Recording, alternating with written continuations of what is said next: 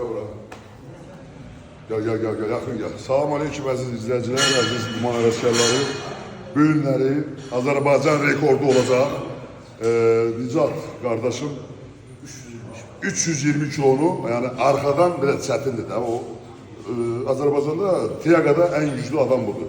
400 kilonu verir. Özü də 2 dəfə dünya çempionu oldu. İtalyanlar tanıyın Nicat qardaşımız.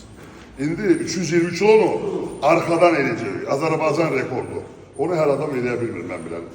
İnşallah eləyər qardaşımız. Özü də tər-tərdəndir qardaşımız. Tamam Nicat.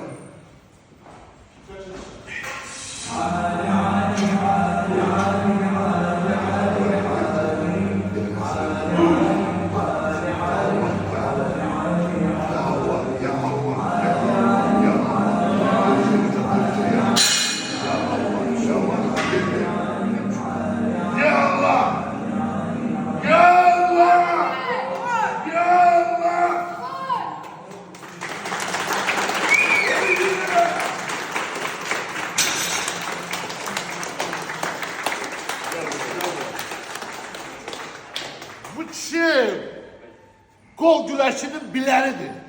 Ey gençler gelin bura. Yanarlanın, özlenin.